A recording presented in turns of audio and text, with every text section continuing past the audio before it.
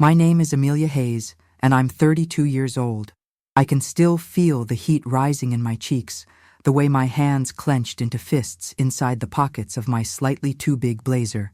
It was the annual Tech Forward Gala, the most prestigious event in our industry, and I was standing near the elaborate canapé table trying to look like I belonged.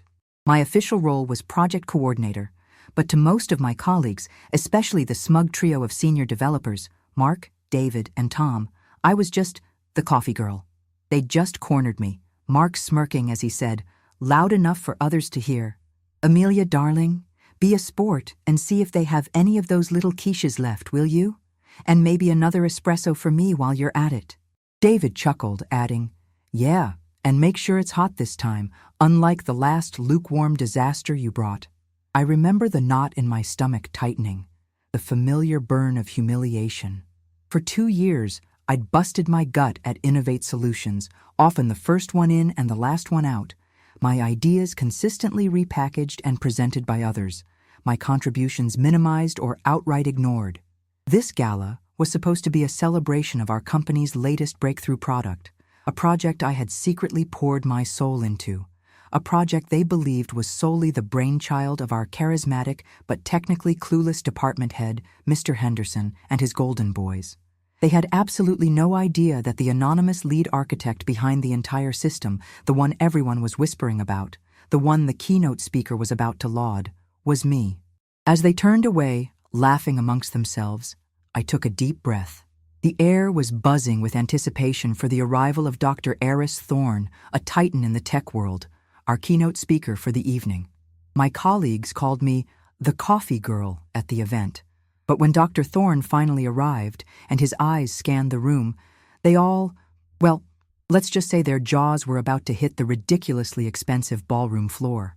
Have you ever been consistently underestimated, made to feel invisible, or like your only value was in fetching things for others, especially in a professional setting? Share your own experiences in the comments below. It's time we showed the world just how many of us have faced this. And trust me, you'll want to stick around to hear how this night ended. And if stories of turning the tables resonate with you, don't forget to subscribe. It hadn't always been this blatant, or maybe I was just more naive when I first joined Innovate Solutions 2 years ago, fresh-faced and brimming with ideas. I'd come from a smaller firm where my contributions were valued, where collaboration wasn't just a buzzword. Here, it felt like stepping into a different era, one where the shine of innovation barely concealed the rust of old-fashioned chauvinism and blatant favoritism. Mr. Henderson, our department head, a man whose tailored suits were sharper than his technical acumen, had his golden trio, Mark, David, and Tom. They were the stars, the ones lauded in company-wide emails, the ones whose every mediocre suggestion was hailed as genius. My first major project proposal, an efficiency algorithm I'd named Phoenix because I believed it would help the company rise from some of its outdated processes, was met with polite nods and a distinct lack of enthusiasm in a team meeting. Mark had leaned back in his chair, arms crossed, a small dismissive smile playing on his lips. "Interesting theory, Amelia," he'd said, his tone suggesting it was anything but. David had chimed in with some vague technical jargon meant to sound impressive, but ultimately pointed out non-existent flaws. Mr. Henderson, ever the politician, had said, "Good thinking, Amelia. We'll certainly keep it in mind." Keep it in mind. That was corporate speak for it's dead in the water. A month later, a revolutionary new efficiency drive was announced, spearheaded by Mark. The core of it? My Phoenix algorithm, reskinned, renamed, and presented with a flourish as Mark's brainchild. When I tried, very carefully, to point out the striking similarities to my original proposal during a smaller team huddle, Mr. Henderson had given me that patronizing smile I'd come to dread. "That's good initiative, Amelia, seeing those connections. Mark just has a real talent for crystallizing these complex concepts for the rest of us, doesn't he?"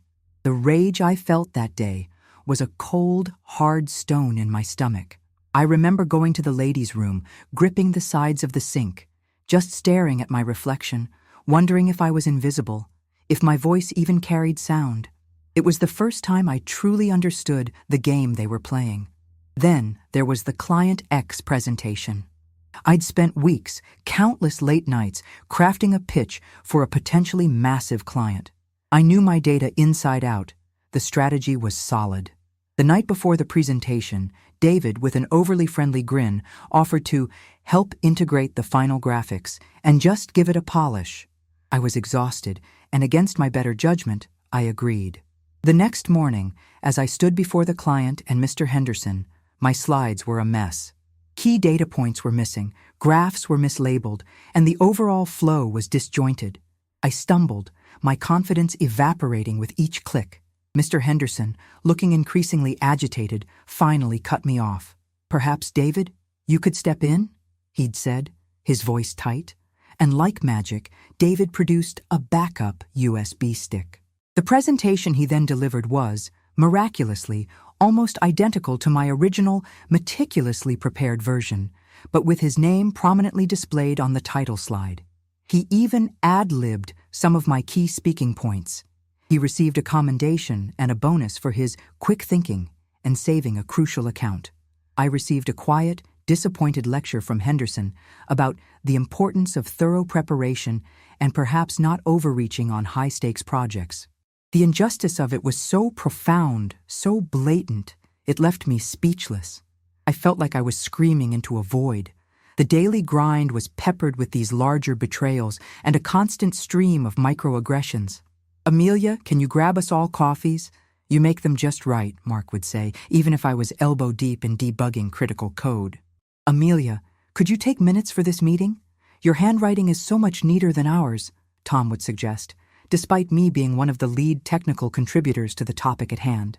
It was always assumed that any secretarial or menial task would fall to me. If I objected, even mildly, I was not being a team player or being too sensitive. I once overheard Mark telling David, "She's smart for a girl, but a bit too intense, needs to lighten up." Intense. Because I cared about my work, because I pointed out flaws in their sloppy code, because I didn't just smile and nod when my ideas were dismissed or stolen. Mr. Henderson was the conductor of this toxic orchestra. He thrived on the adulation of his golden boys. He'd take them out for expensive lunches, golf games, the kind of old boys club activities where real decisions were often made, networks solidified. I was never invited, or if I was, it was as an afterthought, an awkward add-on. My performance reviews were a masterclass in gaslighting. "Amelia, your technical skills are undeniable," he'd begin, lulling me into a false sense of security. "But," and there was always a but, "you need to work on your executive presence. Be more visible. Take a page out of Mark's book. He really knows how to command a room." Command a room by stealing other people's work, I'd think. But I'd just nod, the frustration a bitter pill I had to swallow daily. He never once championed me.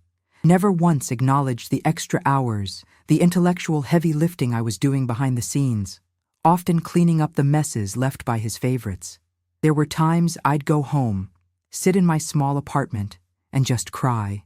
Not out of weakness, but out of sheer, unadulterated anger and a crushing sense of unfairness. I questioned my own abilities, wondered if I was the problem. Was I not assertive enough? Was I not playing the game correctly? But then the anger would solidify into something else. Resolve. If they wouldn't see my worth, if they wouldn't give me a seat at the table, I would build my own damn table. The idea for what eventually became the Aura system, the very project this gala was celebrating, began as a flicker in those moments of profound frustration. It started as my secret, my rebellion, a testament to what I knew I was capable of, even if they were too blind or too biased to see it. Every stolen idea, every condescending remark, every time I was made to feel small, it became another line of code, another perfected algorithm in my clandestine project. They thought I was just the coffee girl, diligently taking notes and fetching their lattes. They had no idea I was architecting their future and eventually their downfall. The weight of their disrespect was heavy, but it was also fuel, and I was about to set the whole damn place on fire with what I had built. In that suffocating environment, where praise was a currency I rarely received, there was one person who saw past the coffee girl facade, who recognized the fire in my eyes and the capability in my work. That person was Ms. Evans, the head of the Research and Development Department, a division almost entirely separate from Henderson's flashy, client-facing tech team. Ms. Evans was a legend in the company, though a quiet one. She was older, had been with Innovate Solutions since its early days, and possessed a no-nonsense demeanor that intimidated most, including Henderson. She rarely involved herself in the day-to-day politics of other departments, preferring to focus on pure innovation. Our paths first crossed during a particularly frustrating interdepartmental meeting about resource allocation. Henderson, as usual, was lobbying for more budget for his star projects, which were mostly rehashes of existing tech, while dismissing the needs of R&D. I, tasked with presenting the data on current system inefficiencies that my Phoenix algorithm had highlighted before Mark claimed it, found myself inadvertently backing up Ms. Evans' quiet but firm arguments for needing more processing power for her team's experimental work. Henderson shot me a look that could curdle milk, but Ms. Evans just gave me a small, almost imperceptible nod. After the meeting, she caught me in the hallway. "Amelia, isn't it?" she asked, her voice calm and direct. "Your data on system load was illuminating. You clearly understand the underlying architecture." I was so used to being dismissed that her straightforward acknowledgement caught me off guard. "Thank you, Ms. Evans," I managed. "I just presented what the numbers showed." She smiled faintly. "Numbers don't lie, but people often misinterpret or ignore them. You didn't." From then on, a subtle alliance formed. We didn't have lunch or chat by the water cooler. Our interactions were mostly brief, professional, but loaded with unspoken understanding. Sometimes, she'd email me a particularly complex technical paper or a query about a system anomaly that Henderson's team had overlooked, tasks that were far beyond my official project coordinator duties. I'd dive into them, relishing the intellectual challenge, sending back detailed analyses. She never explicitly praised my work, but her continued engagement was validation enough. I remember one instance vividly. I had developed a small diagnostic tool in my spare time to identify bottlenecks in our internal network, something Mark's team had been struggling with for weeks, blaming user error or outdated hardware. I discreetly passed my findings and the tool to Ms. Evans, thinking her team might find it useful. A few days later, during a senior management briefing, the network stability issue came up. Henderson started his usual spiel, deflecting blame. Ms. Evans, cool as ever, interjected. "Actually," she said, "my department ran some diagnostics. It appears a simple software patch, developed by one of our more astute junior members, has resolved the primary bottlenecks." She didn't name me, but she looked directly at me for a fleeting second across the boardroom table. Mark and David exchanged confused glances. Henderson looked flustered. It was a small victory, but it meant the world. She was showing me that competence, even when hidden, could still make an impact. She also, in her own way, encouraged my secret work on the Aura system. I'd occasionally, very cautiously, hint at some of the advanced theoretical concepts I was exploring. Instead of dismissing them as too ambitious, she would ask probing questions, point me towards relevant research, or even lend me obscure journals from her personal library. She never asked directly what I was building, but I felt she knew I was working on something significant. "Don't let the noise distract you from the signal, Amelia," she told me once, after a particularly galling incident where Tom had taken credit for a debugging solution I'd provided. "True innovation often happens in the quiet spaces, away from the self-congratulatory shouting." Her words became a mantra for me. She didn't offer me a ladder out of Henderson's department, but she gave me something more valuable, the quiet confidence that my work mattered, that my intellect was seen, and that I wasn't crazy for believing I could achieve something extraordinary, even in the face of constant undermining. She was the anchor in my storm, the silent witness to my struggle, and, I hoped, my eventual triumph. While they were busy patting each other on the back for minor tweaks to existing systems or taking credit for my smaller, unacknowledged contributions, I was building my masterpiece in the shadows. The Aura system wasn't just a project. It was my silent rebellion, my painstakingly crafted counter-narrative to their dismissive story of who I was. My days were spent fulfilling the demeaning tasks assigned to me, fetching coffees, taking notes, enduring the casual sexism and stolen credit. But my nights, my weekends, my lunch breaks, Those were mine. Those were dedicated to Aura. I transformed my tiny spare bedroom into a command center. Whiteboards covered the walls, filled with complex algorithms, system architecture diagrams, and user interface sketches. Stacks of research papers and coding manuals teetered on every available surface. I lived on caffeine and sheer determination, often coding until the early hours of the morning, then dragging myself to innovate solutions, masking my exhaustion with a professional smile. I taught myself new programming languages, delved into advanced AI concepts, and experimented with data processing techniques that were light years ahead of what Henderson's team considered cutting edge. The Aura system was designed to be a revolutionary predictive analytics platform, capable of identifying market trends and operational inefficiencies with unprecedented accuracy and speed. It was the kind of technology that could genuinely transform a business, not just incrementally improve it. I knew Henderson and his golden boys would never have conceived of something so ambitious, let alone possess the skills to build it.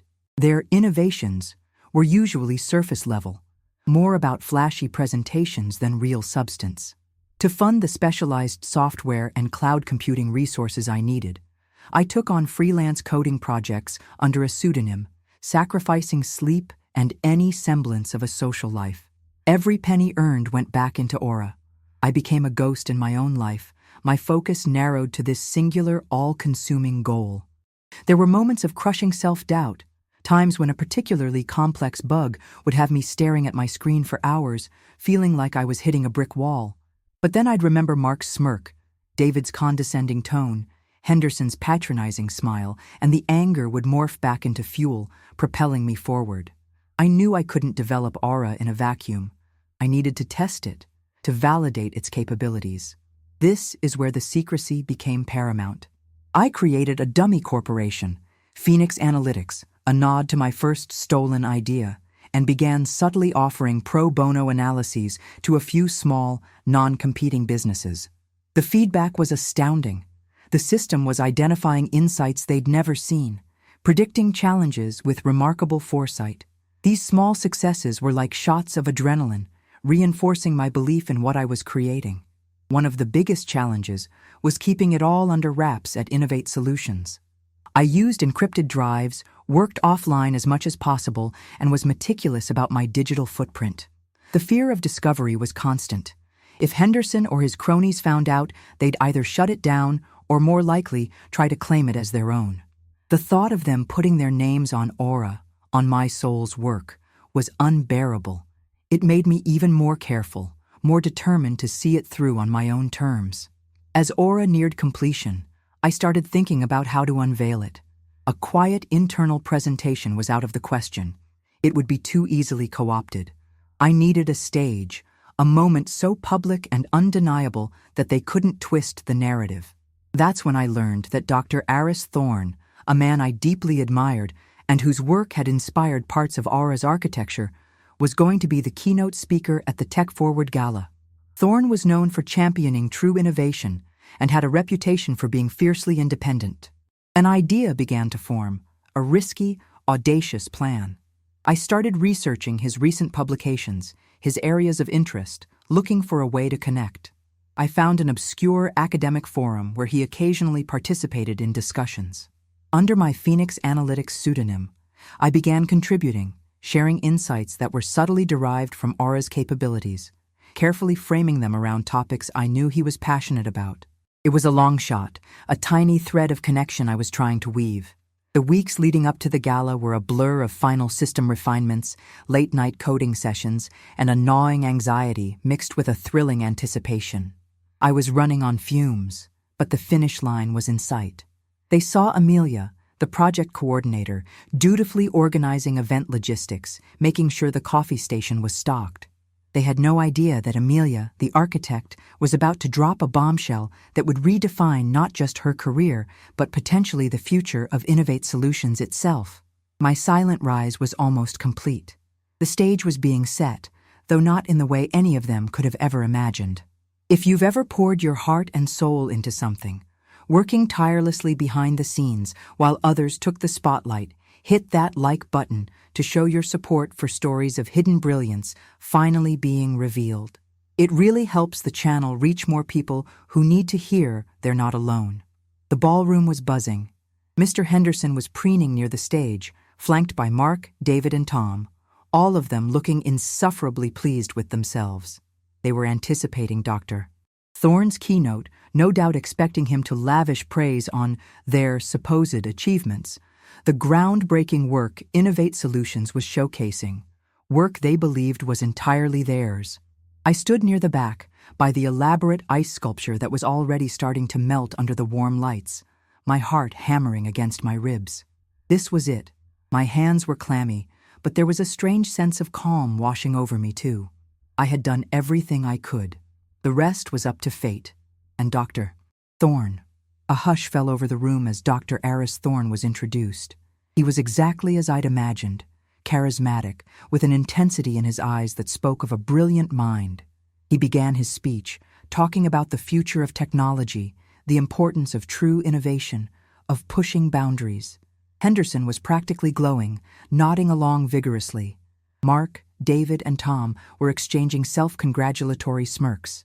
I could almost hear them mentally drafting their acceptance speeches for the accolades they were sure were coming. Then, Dr. Thorne shifted gears. "Tonight," he said, his voice resonating through the ballroom, "we are here to celebrate innovation.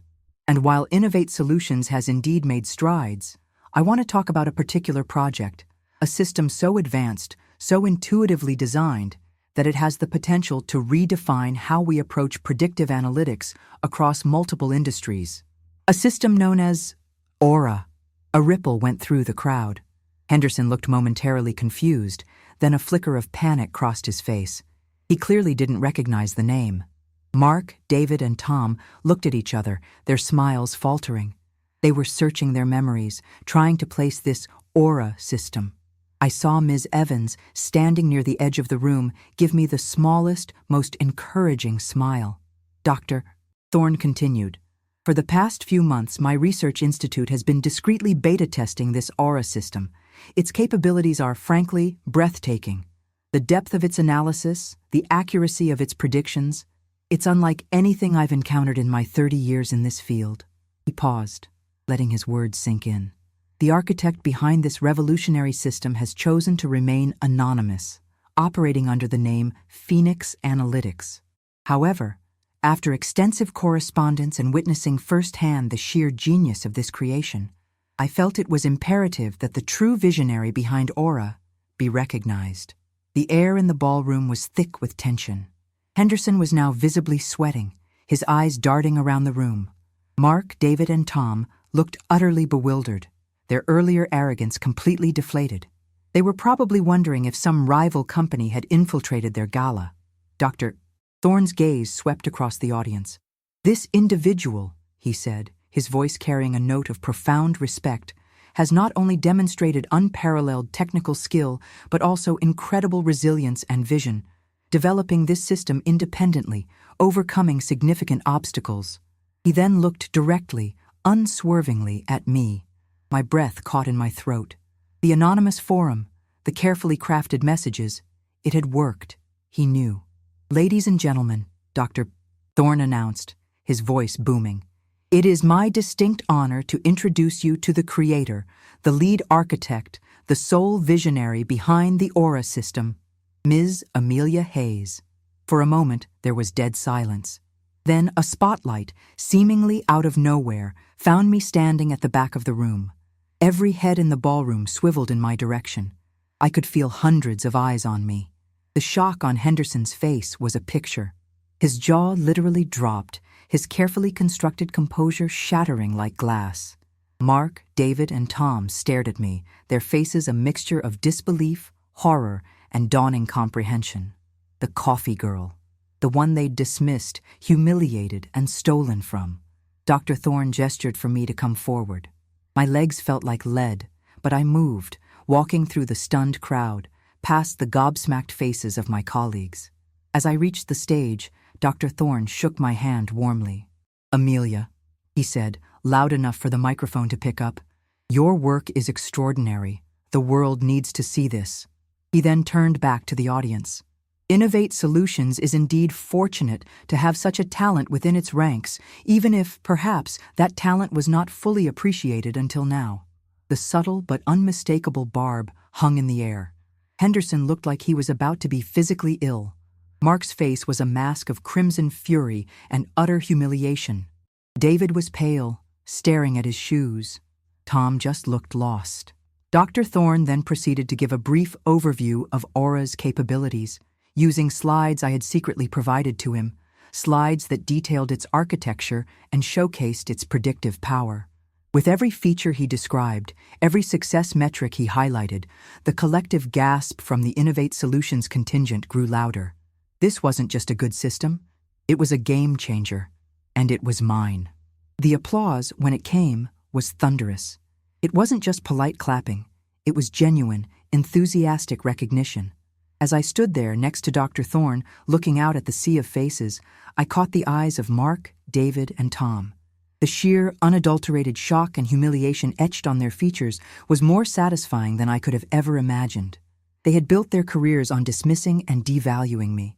And in one stunning public moment, their entire edifice of arrogance had come crashing down. The coffee girl had just served them the bitterest brew of their lives. The rest of the gala was a blur of congratulations, handshakes from people I'd never met, and the stunned, averted gazes of Henderson and his golden trio.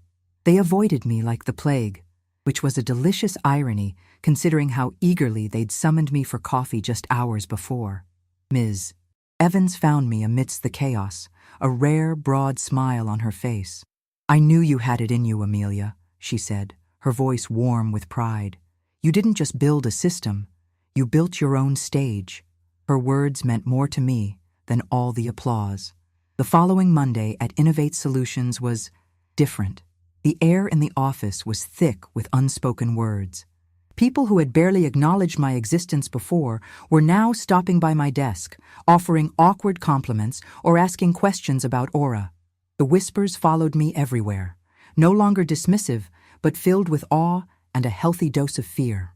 Mr. Henderson summoned me to his office first thing. Gone was the arrogant, dismissive department head. In his place was a pale, nervous man who looked like he hadn't slept. "Amelia," he began, his voice hoarse, "about the gala and this Aura system. It's truly remarkable." He stumbled over his words, trying to sound magnanimous. "Clearly, there's been a misunderstanding about your capabilities. We, at Innovate Solutions, I value innovation above all else." I just looked at him, my expression unreadable. The urge to remind him of every stolen idea, every patronizing comment, was strong, but I held my tongue. My victory at the gala had spoken louder than any words I could offer now. "We need to discuss how to integrate Aura into our official project pipeline," he continued, a desperate edge to his voice. "Of course, you'll lead the project. A significant promotion, a new title, a substantial raise, whatever you need, Amelia." It was a complete 180. Suddenly, I was the most valuable asset in his department.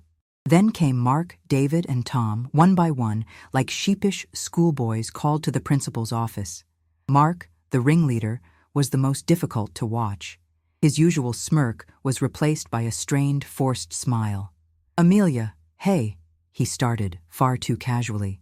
"That was quite a surprise the other night. We had no idea you were working on something so big." He actually had the gall to try and sound like he was impressed rather than utterly humiliated. "Look, maybe we haven't always seen eye to eye, but I hope we can work together on this Aura thing. You know, for the good of the company." His attempt at a collegial tone was laughable. David was more direct, if equally insincere. "I owe you an apology, Amelia," he mumbled, not quite meeting my eyes. "I underestimated you. We all did. That presentation, it was incredible." Tom just looked miserable and muttered something about being blown away. I listened to their pathetic attempts at apologies and their sudden, desperate offers of collaboration. 2 years of being treated like furniture, of having my work belittled and stolen, couldn't be erased by a few convenient words now that I held all the cards. I remembered every single slight, every condescending remark, every time I was made to feel small. "Thank you for your thoughts," I said to each of them, my voice calm and level. I'll certainly take them under consideration. I offered no forgiveness, no easy absolution. I let them squirm. The power dynamic had irrevocably shifted. I was no longer seeking their approval or their validation. The most significant meeting, however, was with the CEO of Innovate Solutions, Mr. Davenport, a man rarely seen on our floor. He, along with Ms. Evans, called me into the main boardroom. Dr. Thorne was also present via video call. Mr. Davenport, unlike Henderson, was direct and to the point. "Ms.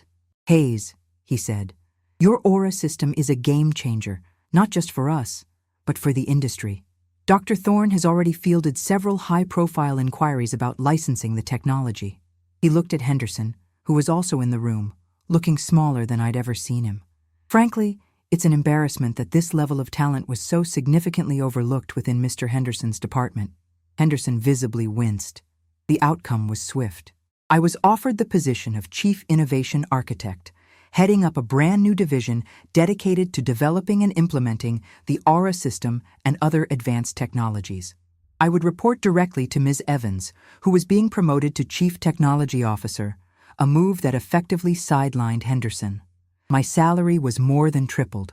Phoenix Analytics, my dummy corporation, was officially acquired by Innovate Solutions for a sum that made my head spin, ensuring I retained full intellectual property rights and creative control over Aura's future development.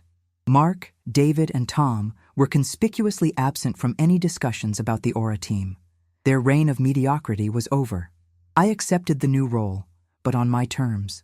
I made it clear that the culture of disrespect and idea theft would not be tolerated in my division. I handpicked my own team, prioritizing talent and integrity over office politics. The first person I recruited?